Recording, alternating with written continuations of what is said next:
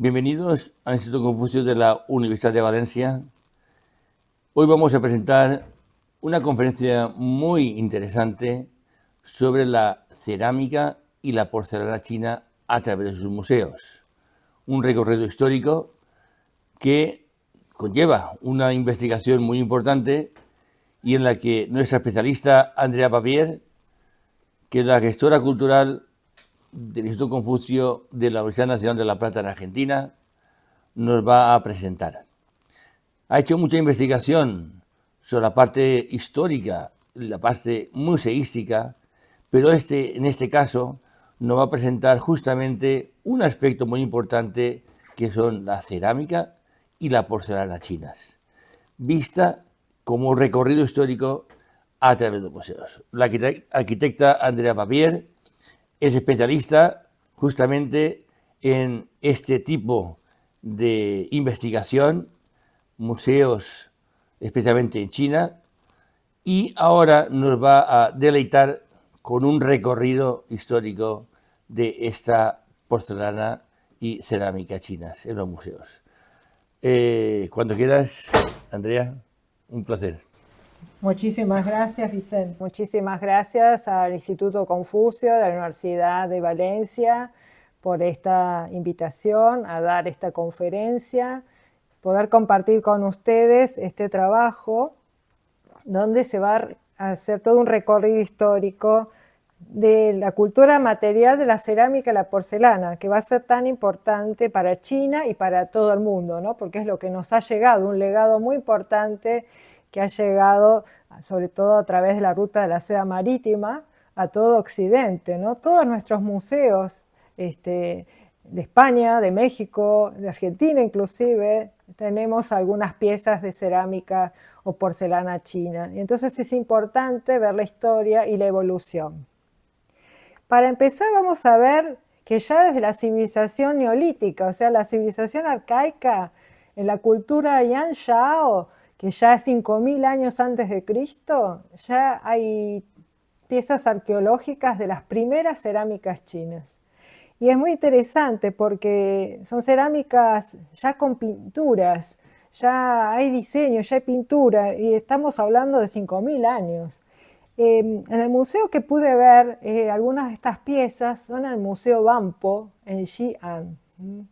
Ese museo justamente se descubrió en el año 1953, se descubrió que había piezas neolíticas y entonces decidieron hacer un museo justamente. Es muy interesante porque, bueno, en sus vitrinas y también hay lugares de excavación a la vista donde se puede ver toda la cultura neolítica y justamente hay varias piezas cerámicas, ¿no?, de la alfarería de ese momento, ¿no?, que, bueno, como en todas las culturas neolíticas, se ve el color de la arcilla marrón, pero también tiene, lo interesante es los detalles que tiene de diseño y en algunos colores. En la cultura Hongshan y la cultura Lianchu van a ser las siguientes: 3.500 años antes de Cristo, la Hongshan, y la Lianchu 3.300, 2.200. Pero ahí no vamos a ver cerámicas tan destacadas en el caso de Hongshan, porque en la de Hongshan vamos a ver ya más piedras de jade, no son cerámicas hechas por el hombre. Sí son talladas, o bien piezas talladas. En la cultura Lianchu sí vamos a ver algunas piezas interesantes que se pueden ver en el Shanghai Museum, ¿no?, que ustedes saben que en Shanghai, el Shanghai Museo es el que más piezas tradicionales tiene. El que quiere conocer la cultura china tradicional, en el Shanghai Museo cada piso va a tener un rubro distinto, ¿no?, la caligrafía por un lado, la pintura por otro, y en el caso de las cerámicas va a tener 4 o 5 piezas muy importantes que muestro aquí en la imagen. Ahora, si hablamos de la civilización china, tenemos que hablar del río Amarillo. Por eso tanto se habla de la civilización, ¿no?, justamente amarillo, Huanghe, con cerca de 5.500 kilómetros de largo, es el segundo río más grande de China.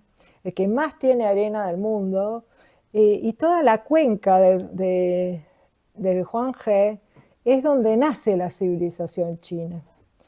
Bueno, la revista Confucio justamente tiene un artículo muy interesante para ver sobre el río Amarillo. Bueno, les comparto aquí algunos mapas justamente del río, porque a orillas del río Amarillo es donde está la civilización china, con las principales ciudades históricas de esa época, ¿no? Del origen de la civilización. Va a aparecer Kaifeng, va a aparecer Luoyang, Chenzhou, y les comparto aquí en el mapa la dinastía Xia. La dinastía Xia, estamos hablando de 2000 años antes de Cristo, hasta 1600 años antes de Cristo. En el mapa que les muestro van a poder ver qué pequeño sector del río Amarillo ocupaba la población china en ese momento. Un pequeño sector que las piezas, toda la cultura material de la época, las podemos observar en Erlitou. Erlitou fue descubierto en 1959 por los arqueólogos en Luoyang, y hay un historiador, Su Shan, que descubrió y estudió todo esto. Entonces, hace pocos años, en el 2019, se inaugura el Museo de Reliquias Erlitou. China realmente todo el tiempo está construyendo nuevos museos. Hemos hablado que China tiene 6.000 museos aproximadamente. Después de Estados Unidos es el país que más museos en el mundo tiene en este momento. Construye todo el tiempo y cada vez está construyendo más. Hasta el año pasado viste un museo gigante inaugurado de historia y arqueología, porque le interesa justamente mostrar el legado de la civilización china. Entonces, en el 2019 se inaugura el Museo de Reliquias Erlitou, que exclusivamente se va a dedicar a la dinastía Xia. O sea, fíjense a qué nivel de especialización están llegando los museos chinos, que ya están creando y fundando lugares para mostrar culturas de determinada dinastía, porque bueno, hay una inversión impresionante en todo lo que es estudios de arqueología y antropología. Entonces, se inauguró el 20 de octubre de 2019 este museo en Luoyang. Cuenta con 2.000 artículos y aparte de objetos de bronce y jade, lo que más tiene obviamente son cerámicas. La dinastía Shang entonces va a ser la que le sigue y va a ser del siglo XVI al siglo XI antes de Cristo su desarrollo. Y va a tener, en el periodo Shang temprano, va a ser Chenzhou la capital, que como dije hoy cuando mostré el mapita del río, va a ser una de las ciudades. Todo en la provincia de Henan estamos hablando, ¿no? Esta zona es la provincia de Henan. Y se va a destacar entonces el Museo Provincial de Henan, Chenzhou, para ver obras de este lugar y justamente todas las piezas históricas. China tiene museos provinciales muy importantes, construidos todos más o menos en la década del 50. El de Henan, va a aportar justamente las colecciones de este periodo. Ahora, también se abrió un museo nuevo hace muy poco, febrero de este año, febrero 2024, se abrió el nuevo edificio del Museo Inshu, que está abierto justo, se construye en un sitio arqueológico de la capital, de la dinastía Shang. Entonces está justamente montado sobre el sitio arqueológico de las ruinas Yin. Tiene 22.000 metros cuadrados, más de 4.000 objetos históricos, y acá va a haber de bronce, jade, los huesos oraculares, donde también se hacían ritos, donde se escribía también, y piezas de cerámica, ¿no? La dinastía Shang había desarrollado un sistema de escritura complejo, pero también se va a destacar por el arte y la producción de vasijas de cerámica, ¿no? Vamos a la otra dinastía de estas tres, que es la dinastía Zhou, y ahí vamos a ver que esta dinastía es del año 1045 al 221 a.C. Acá va a empezar a haber un periodo occidental con capital en Chou, cerca del actual Xi'an, o sea, ya nos corremos porque se expande el mapa un poco más. Si miramos el mapa en detalle, ya no es solo el centro de Henan, sino que se acerca a Shaanxi y Chou Oriental va a ser la capital Luoyang de Henan.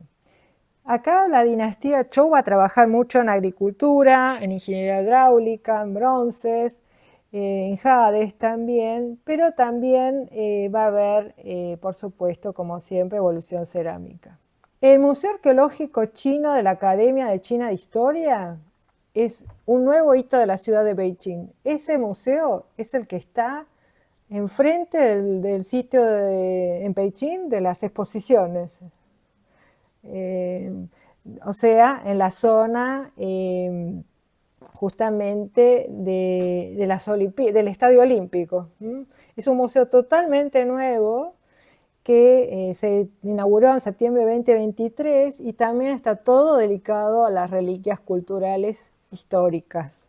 Así que ahí también podemos observar piezas de todo tipo, incluido por supuesto las cerámicas, ¿no? Se destaca, acá pongo para ver algunas imágenes, hay una máscara neolítica de cerámica impresionante, hay distintas piezas también de figuras humanas de la época. O sea, ya no va a haber piezas cerámicas en este museo solo de vasijas, sino también máscaras y otras piezas. Ahora sí llegamos a la famosa primera dinastía, Qing, que va a ser la dinastía que va a unificar el imperio. En la dinastía Qing es donde están los famosos guerreros de terracota, ¿no es cierto? Así que vamos a hablar un ratito de este tema, obviamente, porque en la dinastía Qing se unifica el imperio, el reino del medio, ¿no? Como se llamaba, se va a estandarizar el idioma chino, se va a reformar la moneda. Duró solo 15 años la dinastía Qing, pero fue fundamental. Es el periodo también donde se comienza la construcción de la Gran Muralla. También la tumba de Qin Shi Huang va a estar con ese tesoro descubierto en 1974, que son los famosos guerreros de terracota, ¿no es cierto? Que vamos a hablar también de su museo. Justamente en esos periodos históricos se creía en el más allá y se creía muchísimo, había muchísimos ritos funerarios. Hay muchas estatuillas o vasijas que uno piensa, bueno, esto es decorativo, esto será para comer o para tomar vino, y sin embargo eran funerarios. O sea, se creía tanto en el más allá que para la muerte del emperador Qin decidieron no dejarlo solo, sino al contrario, que lo protegiera todo un ejército completo. Es asombroso, la verdad, estar allí, emociona.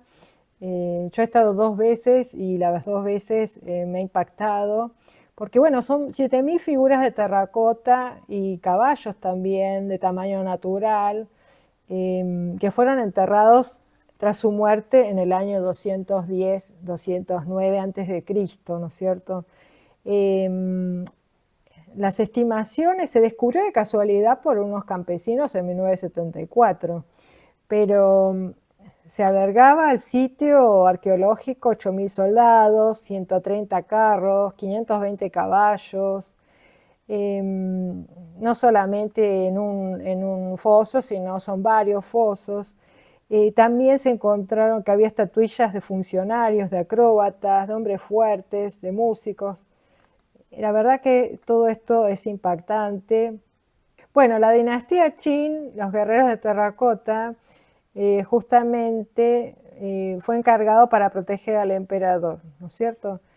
Se estima que cuando se estimó en 2007 se fueron calculando todas las piezas. Yo acá les comparto en fotos que he tomado propias en el museo.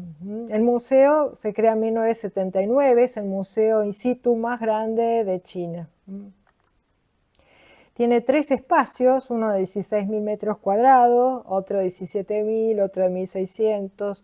Se ha hecho todo un edificio anexo también. Yo he ido en 2 ocasiones y he visto algunos cambios, porque siempre hay investigadores trabajando también en las fosas, entonces de repente cambian algunas posiciones y demás. Acá les comparto varias imágenes y lo interesante es que se descubrió también los colores que tenían, que se fueron perdiendo, obviamente. Acá les comparto, es tan popular el tema en China, los guerreros terracota, que acá les comparto una imagen Lego que se hizo hace muy poquito en los negocios de allá de Xi'an. Ahora, las figuras se sabe que tenían como colores originales rosa, rojo, verde, azul, marrón, lila. O sea, fíjense cuántos pigmentos ya conocían en esa época, 200 años antes de Cristo. Y también se sabe también que trabajaron en varios hornos diferentes. Eso pensemos, ¿no? ¿Cómo organizaron todo eso? Ya los estudiosos saben también que no fueron fabricados en forma entera, o sea, no se hicieron en forma entera. Ya sabían en ese momento, a pesar que estamos hablando de 200 años antes de Cristo, sabían trabajar un poco, no diría exactamente en serie, pero bueno, había moldes, se hornearon cabezas, brazos, piernas y torsos, ya se sabe que fueron ensamblados. Hay firmas de los distintos grupos de artesanos, entonces ya se sabe que no trabajó un solo horno cerámico, sino en varios. Eso también es muy interesante para la época. Como les decía, también este emperador Qin fue muy importante porque empezó la construcción de la Gran Muralla para defender el territorio chino en ese momento, y se sabe que reclutaron 400.000 trabajadores. La población del Imperio Chino en total en ese momento es interesante saber que había 10 millones de personas. Más de 2 millones servían en las Fuerzas Armadas y esa gente fue la que trabajó para construir la Gran Muralla. La Gran Muralla empieza a construirse allá, pero se termina de consolidar en la dinastía Ming y va a ser Patrimonio Mundial de la UNESCO desde 1987. Originalmente la Gran Muralla China tenía 20.000 kilómetros, actualmente se conservan 7.000. Pasamos ahora entonces a la dinastía Han, ¿no? Que también va a ser muy importante. Acá en la dinastía Han, les muestro en el mapa, van a ver cómo se expande, ¿no? Estamos 200 años del año 206 antes de Cristo al 220 de la era de Cristo. Vamos a ver que va a haber la dinastía Han va a tener distintas etapas, 3 etapas en realidad, porque va a haber una primera etapa Han occidental con capital en Chang'an, que es la actual Xi'an, ¿no? Se llamaba Chang'an en esa época.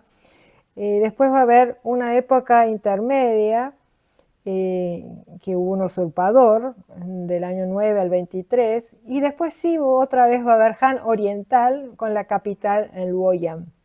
Aquí en mis imágenes les muestro dos imágenes emblemáticas, una de Xi'an con su gran pagoda y la otra de Luoyang con el templo del caballo blanco, que también es un templo histórico muy famoso.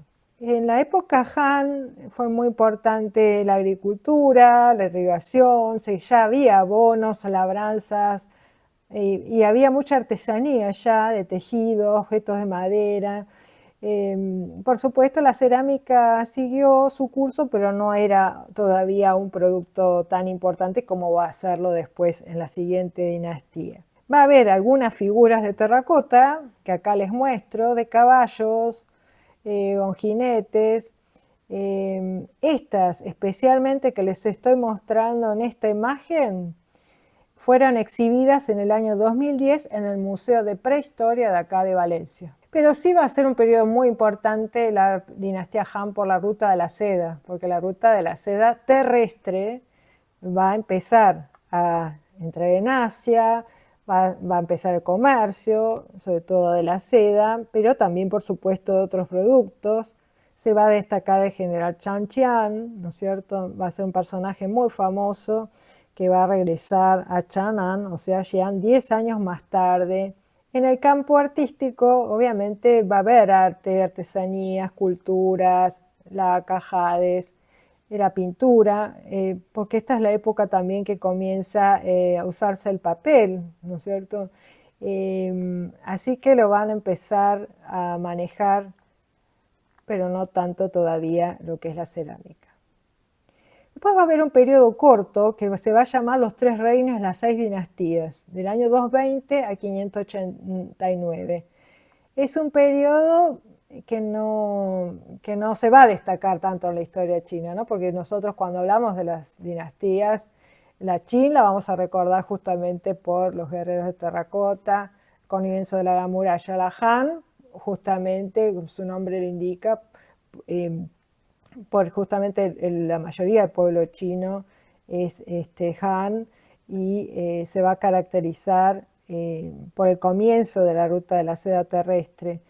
En las 6 dinastías y 3 reinos va a ser un periodo intermedio, digamos, no va a ser tan importante.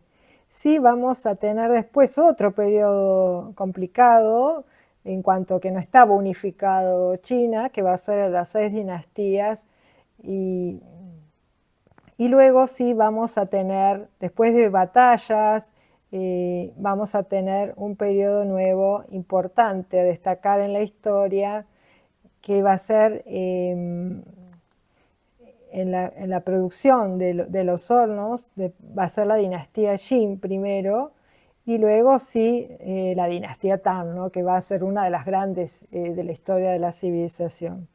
Acá en la dinastía Qin, lo interesante, que es la anterior a Tang, si bien no se destaca tanto como la Tang, como nosotros estamos viendo la historia de la cerámica y la porcelana, la vamos a señalar porque surge el celadón. El celadón es una especie justamente de cerámica que se va a destacar en la historia de la cerámica china, que no llega a ser porcelana, pero tiene un brillo y un color como si fuera jade, y va a haber piezas muy interesantes. Acá les comparto algunas, de un esmalte verdoso, así que acá les comparto varias imágenes que pueden observar las características.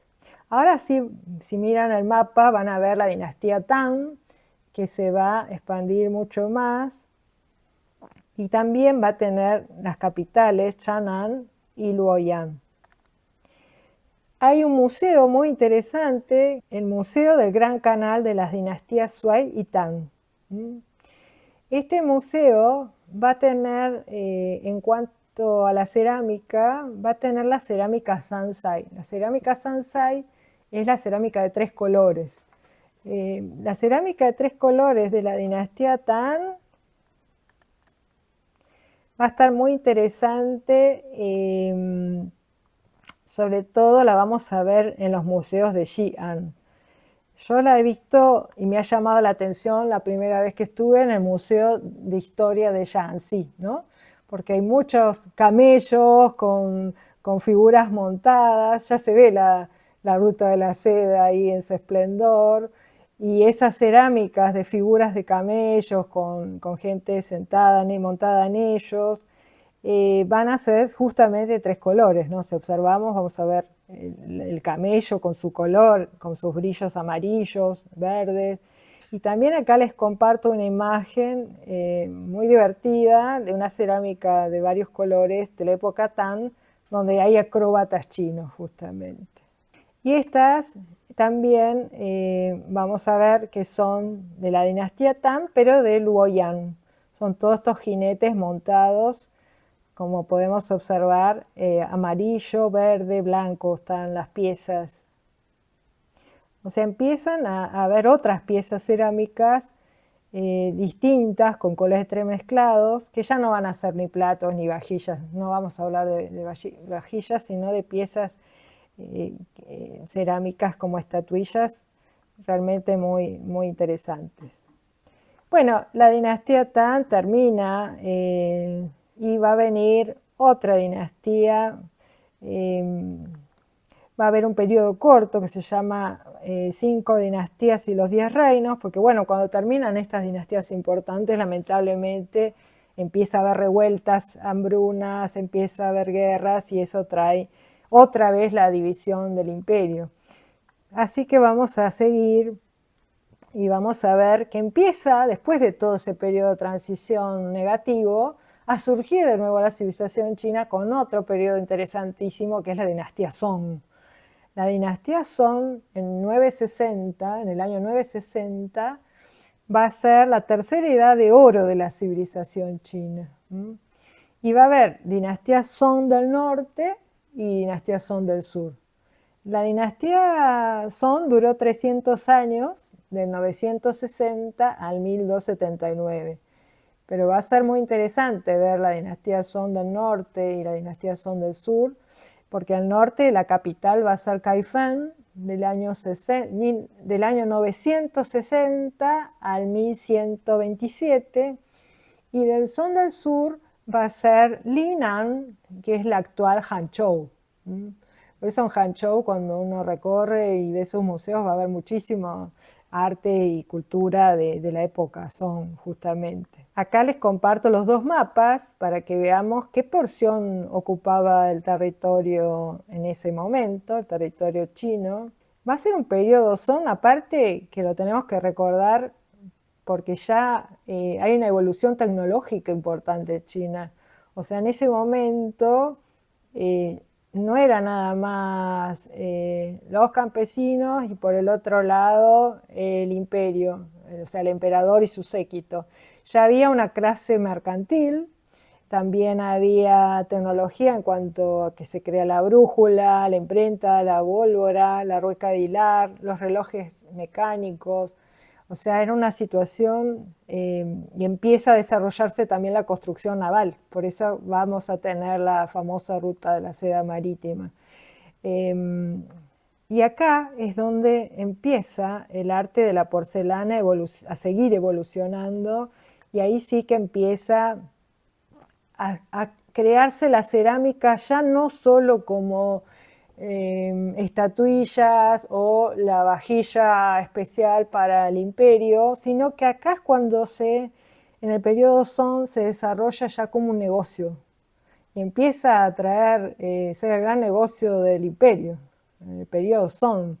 Y empieza a haber niveles muy altos de tecnología, de cocción, de esmaltes, decoración. Y va a haber 5 hornos imperiales, 5 hornos.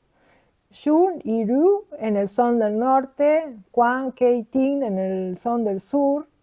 Se exportaba porcelana a Tailandia, Filipinas, Indonesia, Japón, India, Egipto y toda Europa. Es acá, en el periodo Song. Acá yo les comparto el Museo del Horno Quan de la dinastía Song del sur, que está ubicado en Hangzhou. Es un museo chico, 3.400 metros cuadrados, fue creado en 1985 con el resto de cerámica, pero el museo se crea en 1992. Es un museo pequeño, no es tan famoso, pero es interesante porque nos permite ver cómo era un horno imperial, ¿no?, de la época para generar estas piezas, porque bueno, contar toda la cultura material de esta época, porque el horno Quan era el horno oficial. Y el origen del horno Quan de la dinastía Song del sur se va a remontar al año 1127 con el emperador Chao Kou. Cuando se mudaron, también se mudaron por guerras y demás, se mudaban y volvían a armar también un horno. Por eso hay varios hornos. Y aparte hay 2 del periodo Song del norte y 3 del sur, no solamente por el cambio de ciudades, sino por el aumento de la producción, ¿no? Si estamos diciendo que empezó a exportar a tantos lugares, se hizo el gran negocio, la gran empresa fue. En 1920, justamente, con la arqueología moderna se empezaron a descubrir más hornos arqueológicos y la historia de los hornos Quan, justamente.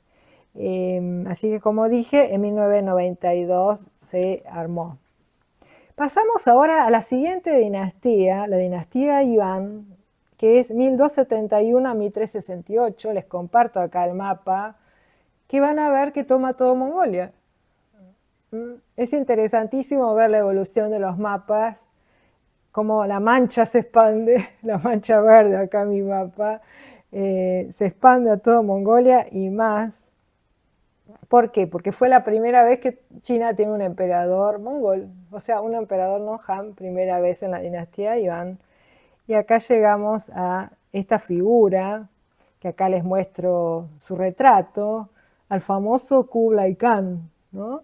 La dinastía va a ser un personaje muy importante. Yo siempre me pregunté, cuando leía esto y veía a este señor, qué suerte que no destruyó todo lo que había llegado hasta ahí. Realmente China, si nos podemos a pensar que era un mongol y llega a dominar a toda China, por suerte no destruyó nada, al contrario, no destruyó la cultura y la civilización china para imponer otra cultura. Eso es genial. Al contrario, alentó la ciencia y la religión, apoyó el mercado de la ruta de la seda. Inclusive Kublai Khan es el que escribió una carta en latín al Papa pidiendo enviar misioneros cristianos. O sea, fue un puente en realidad entre Occidente y Oriente. Y bueno, es acá, referida a la historia de la porcelana, que empieza la famosa porcelana blanca y azul. Muchos creemos que es la Ming y en realidad empieza en Yuan.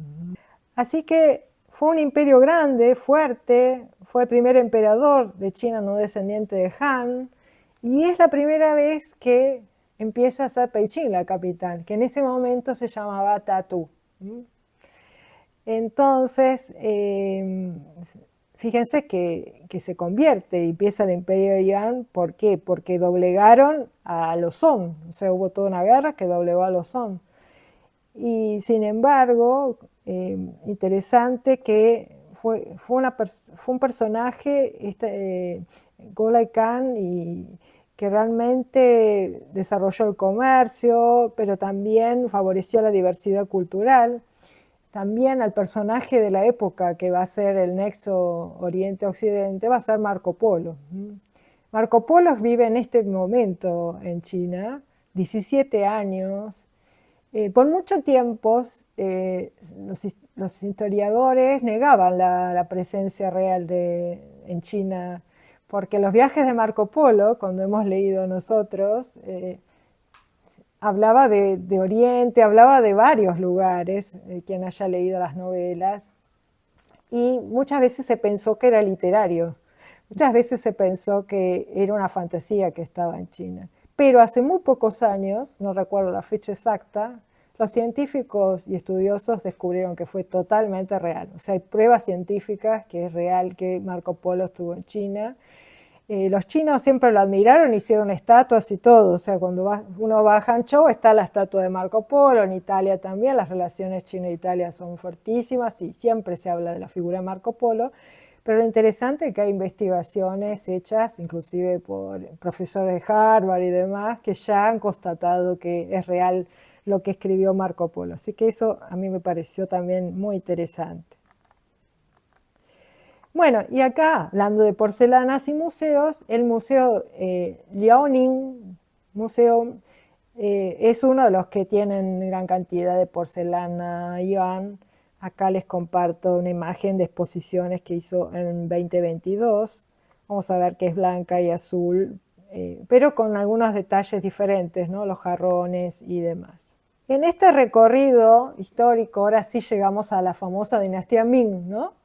Que Beijing va a ser la capital, por supuesto, porque ya venía de la dinastía anterior.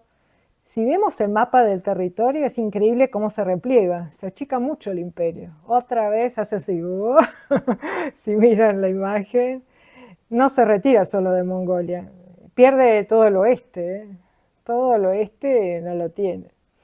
En la dinastía Ming va a destacarse Beijing y Nanjing, ¿sí? La dinastía Ming va a abarcar del año 1368 a 1644. es un imperio muy importante. Chu Yuanshan fue el fundador, el primer emperador que le devolvió nuevamente a los Han el poder. Reunió durante 30 años y realmente aprendió filosofía, religión, gobierno. Es el que se preparó para rebelarse contra los Yuan y volver a tener el mando. Pero, como acabo de explicar, el mapa claramente nos muestra que logra tener la mitad del territorio. Beijing empieza a ser la capital y justamente cuando empieza a instalarse el tercer emperador, se va a empezar a construir lo que hoy es el Palacio Imperial, la ciudad prohibida. Se va a usar miles de personas para eso, ¿no? Esa construcción impresionante. Los mármoles se traen de pueblos cercanos. O sea, hay que ver cómo se traslada todo eso en esa época. Trasladaron 15 años en construir ese palacio. Se sabe que hay lugares cercanos donde se trajeron todas las piedras, los mármoles. Y también se termina la Gran Muralla. O sea que fue un periodo de obras en la Ming. Pero también va a ser un periodo muy especial que ya el periodo Song había logrado los avances en lo que es la construcción naval. Entonces acá, en la dinastía Ming, es donde está el famoso navegante Cheng He. El almirante Cheng He va a ser el que va a hacer un montón de expediciones hacia Asia, hacia el Océano Índico, hacia África inclusive. Bueno, acá les comparto imágenes del Palacio Imperial con su plano y demás para que se den una idea las dimensiones que tiene todo esto. Quien no haya ido, el que vaya, por supuesto nunca se termina de conocer ni de visitar, puedo decir varias veces, nunca conocerlo del todo, porque es un palacio gigantesco que tampoco está habilitado al público todo, aunque quisieras conocerlo. Siempre el Palacio de Beijing se está restaurando continuamente, pero bueno, como características generales vamos a decir que tiene 3 palacios principales, que tiene 720.000 metros cuadrados, cuenta con más de 70 edificios, 9.000 habitaciones, y bueno, es uno de los 5 grandes palacios del mundo, ¿no? Junto al Palacio de Versalles. Se lo considera, y también es Patrimonio Cultural de la UNESCO, declarado en 1987. En julio de este año, hace muy poco, se logró la declaratoria de todo el eje central de Beijing como Patrimonio Mundial de la UNESCO. Estuvo China trabajando para este proyecto, todo el eje central. ¿Por qué? Porque ustedes ven, no está en el mismo eje. Si uno ve el mapa de Beijing, en el mismo eje central no solo está el Palacio Imperial, están las 2 torres, la del tambor y la otra, que es la entrada a Xiamen. También está el Palacio de la Luna, el Templo de la Luna, perdón. Todo está en el mismo eje. Entonces se comprobó que todo está planificado en todo el mismo eje histórico y se logró, y también se incorporó todo lo que es los edificios de las Olimpiadas 2008, también están en el mismo eje planificados. Entonces se ha declarado ahora en julio, después de mucho trabajo, investigación, se aprobó que sea Patrimonio Mundial de la UNESCO todo el eje central de Beijing, que incluye esta zona. Ahora, si vamos a nuestro tema de hoy, que es la cerámica y la porcelana, vamos a ver que nuevamente los comerciantes chinos van a tener un papel fundamental exportando la cerámica Ming. La cerámica Ming, la diferencia es que va a tener más variedad de colores. O sea, por primera vez va a tener la porcelana decoraciones en distintos colores. Se habla del manto verde esmeralda Yongle, del rojo rubí de la era Yuan-te, la era de cada emperador, ¿no? Douzai, o sea, 2 colores, el emperador Chenhua, el blanco y azul. Acá igualmente les muestro algunas imágenes Ming. Van a ver que hay combinaciones, ¿no? Amarillo y azul, sea, ya los típicos floreados, ¿no?, chinos que van a empezar acá. El yuan va a tener algunas decoraciones, pero va a haber más personajes. La porcelana blanca y azul, si en lugar empezó en yuan, acá en Ming va a tener su esplendor, ¿no? Va a haber un montón de piezas, desde platos, tazas, pero también floreros, o sea, toda una industria que, como dije anteriormente, no es nada más para el imperio, para el uso cotidiano del emperador y su séquito, que bueno, en una ciudad prohibida, como lo indica, de muchísima gente, sino también para el comercio y el comercio internacional. El horno que se destacaba en este periodo se va a llamar kiln. ¿Por qué? Porque la famosa ciudad, que actualmente es una famosa ciudad, inclusive ciudad creativa de la UNESCO, Xindechen, es la ciudad donde estaban los hornos del periodo Ming. Eso es lo interesante, porque uno dice, ¿por qué es la ciudad de la cerámica o de la porcelana Xindechen? ¿De dónde surge? Bueno, porque en el periodo Ming eran ellos los que tenían los hornos para, no era Beijing. Y entonces era el Museo Kiln, que se inaugura en 2021, va a ser el que tiene todas las obras. Acá les muestro una imagen del museo, porque si bien los hornos Kiln datan de la época Ming, se hizo un museo muy importante en Xindechen con el horno imperial en el año 2020 con el arquitecto Chu Pei. Acá les muestro una imagen, es bellísimo el museo del arquitecto Chu Pei. Bueno, por supuesto, como toda dinastía va a haber declives, va terminando la dinastía Ming con sequías, con hambruna, epidemia, inundaciones, guerra.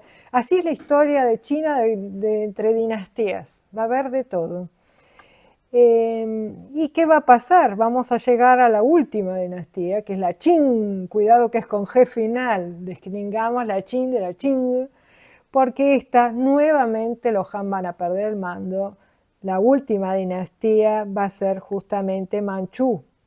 Otra vez el territorio se expande y es todo el mapa completo de China, más Mongolia, pero el último emperador, el último imperio, porque no es el último emperador, va a haber varios emperadores en esta dinastía Qing, que va a ser de 1644 a 1912. Entonces, va a ser una dinastía de importante expansión y también se va a destacar en el arte y la literatura. Otra vez pasa como la Yuan, que a pesar de ser extranjeros, no van a, por suerte digo siempre, no van a destruir nada, no van a conservar toda la cultura. Y hay un famoso emperador, que lo han sentido nombrar, que es el emperador Kangxi. Bueno, es acá. El Kangxi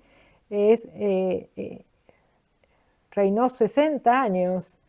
Cuando tenía 8 años hereda el trono en 1661. Y va a ser un importante puente también con la cultura occidental. Bueno, acá aparecen todos los retratos de los emperadores, porque es muy interesante esta época.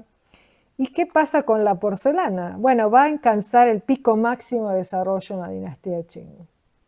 Uno siempre la recuerda como, wow, Qing, la última dinastía, bueno. Pero si empezamos a mirar todos los museos del mundo, inclusive hasta se popularizó la porcelana. ¿Quién no tiene alguna cosa de porcelana de sus abuelos o heredado, aunque sea una cuchara? Bueno, son del periodo Qing, que es donde se populariza justamente la porcelana. Había más de 100.000 artesanos trabajando en la industria. Ya era una industria cultural, no era nada más un comercio. Incluyen el azul y blanco, el usai, y va a haber porcelanas nuevas en este periodo para darse cuenta de diferencias entre la Ming y la Qing, porque en este periodo Qing va a aparecer también algo nuevo que va a ser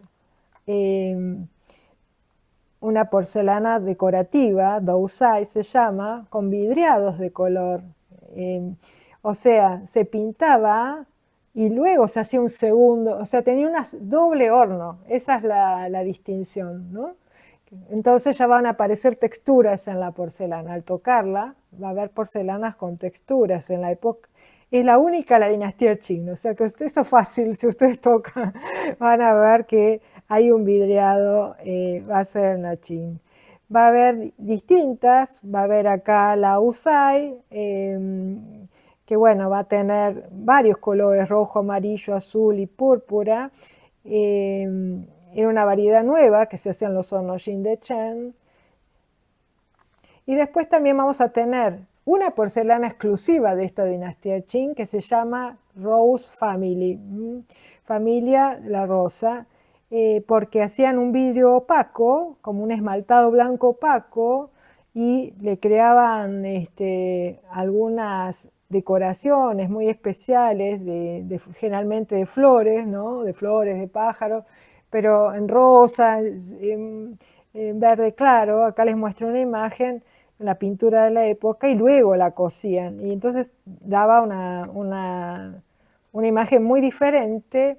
También va a estar la enamel, que van a ser también cosidas en el palacio, muy especiales. Por último, vamos a ver las diferencias entre enamel y la Family Rose, porque el esmaltado va a tener colores por la opacidad del vidrio y va a tener distintos patrones y esmaltados en capas. Entonces, la apariencia del Rosa Family, que es plana y lisa, la enamel va a tener un color de esmaltado brillante. Bueno, realmente acá concluimos este recorrido para que vean que realmente cómo está asociada, ¿no?, la historia y toda la cultura china con la cultura material de la porcelana y la cerámica, que no era solamente un objeto de uso del imperio o de uso cotidiano, sino, como vemos, también es la cultura que salió al resto del mundo, ¿no?, que unió con Occidente, que unió con todos nuestros países y que es un producto cultural que nos une. Muchísimas gracias.